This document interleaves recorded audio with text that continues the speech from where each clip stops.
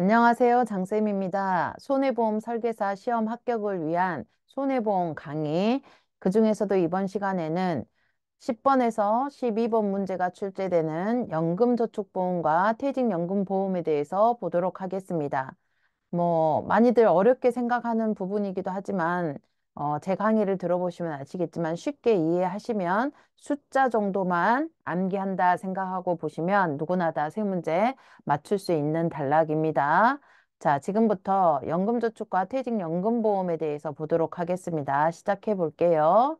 자, 연금저축보험. 내가 55세 이후에 편안한 노후를 위해서 살기 위해서 연금저축을 넣는 겁니다. 개인연금을 넣는다. 우리 이렇게 하잖아요. 근데 55세 이후의 삶을 살기 위해서 저축을 해놓기가 현 시점에서도 먹고 살기가 힘들기 때문에 넉넉하지 않은 이상은 쉽지 않은 일입니다. 그래서 나라에서는 세제 적격 요건에 해당하면 세액 공제를 해주는 제도를 운영하고 있습니다.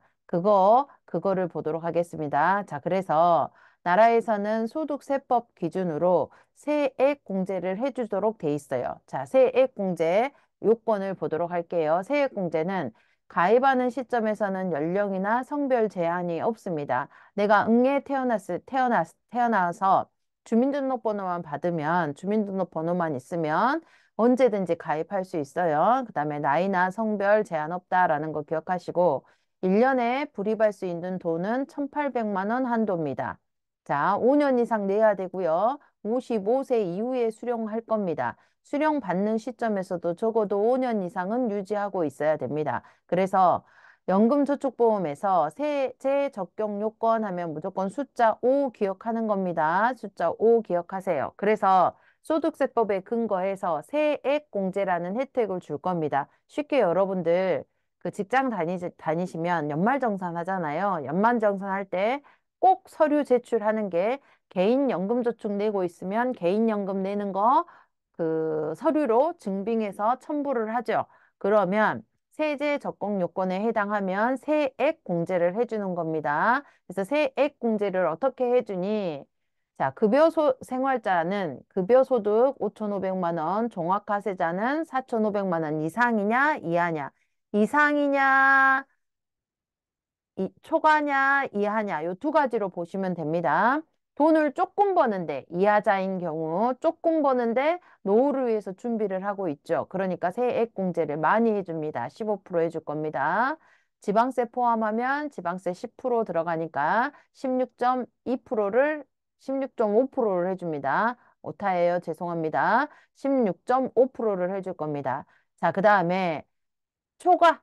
돈을 많이 버는 사람, 5,500만 원, 4,500만 원 초과해서 버는 사람들은 적게 버는 사람들보다 생활이 여유가 있기 때문에 개인연금저축을 넣더라도 조금 덜 해줄 거예요. 12%. 자, 10% 더하면 13.2%에 해당하는 겁니다. 자, 이렇게 환산한 금액이 최대 얼마까지? 600만 원까지 해주는 겁니다. 자, 600만 원까지 해주는데 퇴직연금까지 포함한다 하면 추가 300만 원에서 최대 900만 원까지 해줄 거고요. 다른 특약보험료는 다른 보장성 보험료와 합산해서 세액공제한다 정도만 기억하시면 됩니다. 자, 이렇게 넣을 때에 세액공제를 받았어요. 그런데 연금 수령 조건을 충족하지 못하면 혜택 본 거 토해내야 돼요. 기타 소득세 15%를 부과합니다. 내가 냄으로 인해서 세액 공제 받았던 거, 그 수령 조건을 끝까지 충족하지 못했어. 그랬을 때는 다시 토해냅니다. 그걸 기타 소득세 15% 부과한다. 이렇게 표현하면 됩니다. 자, 이해하셨죠? 자, 불입할 때 조금 전에 세제 적격 요건이 되는 거고 몇 살 이후에 받는다고 했죠? 55세 이후에 받죠. 그럼 받는 시점에서 내가 냈던 개인연금 저축이 눈덩이처럼 불어 있을 거 아니에요. 그랬을 때에 소득세를 뗍니다. 연금이니까 연금소득세 3에서 5%뗄 건데요. 70세 이전에 받으면 5%, 70에서 80세 사이는 4%, 80세 이후에 받으면 3%. 그래서 연금소득세는 3에서 5% 부과한다. 이거 기억하시기 바랍니다. 75세 몇 프로 떼요? 그러면 네, 맞습니다. 4%대입니다. 요거 기억하세요. 자, 그런데 내가 연간 수령하는 연금 수령액이 1200만 원을 초과해서 많이 받게 되죠. 많이 받게 되는 거는 연금 소득은 당연히 내는 거고요. 1200만 원 초과할 때는 내 거 개인적인 소득에다가 합산해서 종합과세합니다. 혹은 분리과세 한다라고 표현하기도 해요. 둘 중에 하나 선택하면 돼요. 그래서 1200만 원을 초과할 때는 연금소득세 플러스 종합과세도 한다. 요거 기억하시기 바랍니다. 그 다음에 연금 수령 한도액 산출식을 보도록 할게요. 이렇게 다 안 외워도 돼요.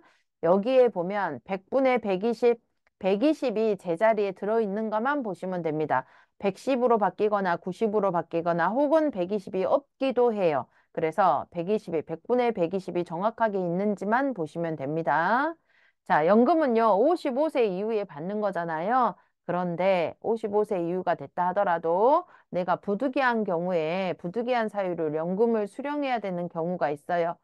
자, 그랬을 때는 연금소득세 3에서 5%는 당연히 부과하고요. 부득이한 사유일 경우에는 종합과세는 하지 않습니다. 부득이한 사유가 뭐냐? 내가 죽을 수도 있잖아요. 죽거나 해외로 이주했거나 천재지변 혹은 나 포함해서 부양가족이 아파요. 몇 개월 이상 아프냐? 3개월 이상 요양이 필요할 때. 그다음에 내가 개인 파산 선고나 개인 회생 절차에 들어갔어. 그랬을 땐 돈이 많이 필요하죠. 그래서 연금 수령 조건을 연금을 충족하지 못해요. 부득이한 사유로. 그랬을 때에는 종합과세는 하지 않고 연금소득세는 부과한다. 이렇게 기억하시면 됩니다. 그러면 연금에 관련된 거 두 문제 맞췄어요.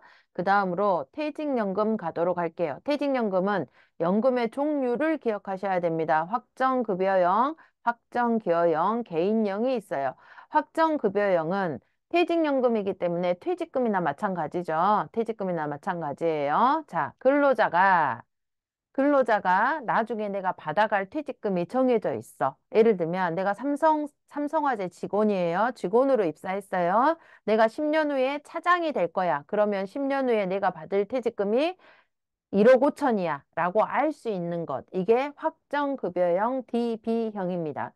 근로자가 사전에 퇴직급여에 대해서 알 수 있어요. 사전에 확정된다라는 거고요. 반면에 사용자 회사죠.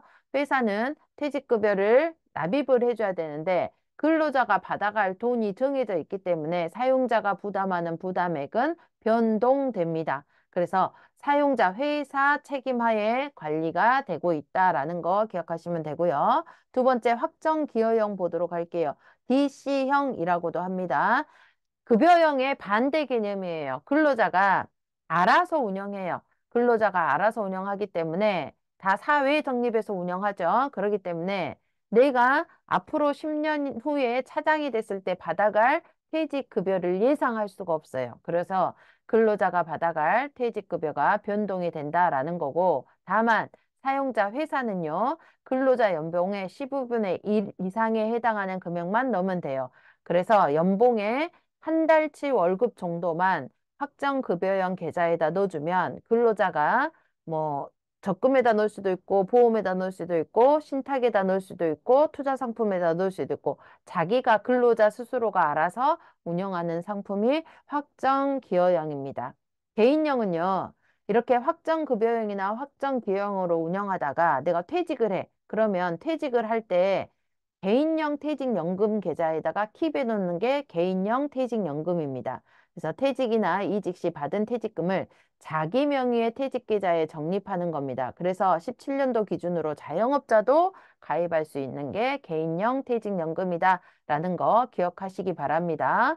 자, 예전에는 아주 그 옛날에는 회사 사장님이 퇴직금을 가지고 있었어요. 근데 지금은 회사가 어려우면 그 퇴직금 또 근로자의 퇴직금에 대해서 손을 대기 때문에 회사가 퇴직금을 가지고 있을 수가 없어요. 그래서 사외 적립해야 되는데요. 확정급여형, 확정기여형 모두 22년 이후로는 100% 사외 적립한다 하고 있다라는 거 기억하시면 되고요. 사외 적립하고 있기 때문에 보험 계약과 신탁 계약 등으로 운영하는데 특별히 상품으로는 예금과 적금 보험 여기에는 안 나와 있지만 기타 투자 상품 신탁회사에도 맡길 수 있기 때문에 공격적인 투자 비공격적 적금 형태로 가입할 수 있다라는 거 기억하시면 됩니다. 자, 퇴직연금 등록 불가 기간으로는요. 그 모든 금융회사에서 취급할 수 있기 때문에 다 취급할 수 있지만 각별히 우체국이나 상호저축은행은 취급할 수 없다라는 거 기억하시기 바랍니다. 자, 퇴직금도 불가피한 사유로 중도 인출이 가능해요. 근데 다 해주는 건 아니고 확정 기여형에 대해서만 중도 인출이 가능합니다. 무주택자가 주택을 구입하거나 무주택자가 보증금이 필요해. 주택 임대하는 보증금이 필요해. 이랬을 때 넣을 수 있어야 됩니다. 빼줍니다. 중도 인출해줍니다. 그다음에 본인 또는 부양가족이 얼마나 아파야 되냐면 6개월 이상 아플 때 중도 인출을 해줍니다. 중도 인출 신청일로 역사하여 5년 이내에 개인 파산이나 개인 회생 절차가 개시되면 중도 인출해줍니다.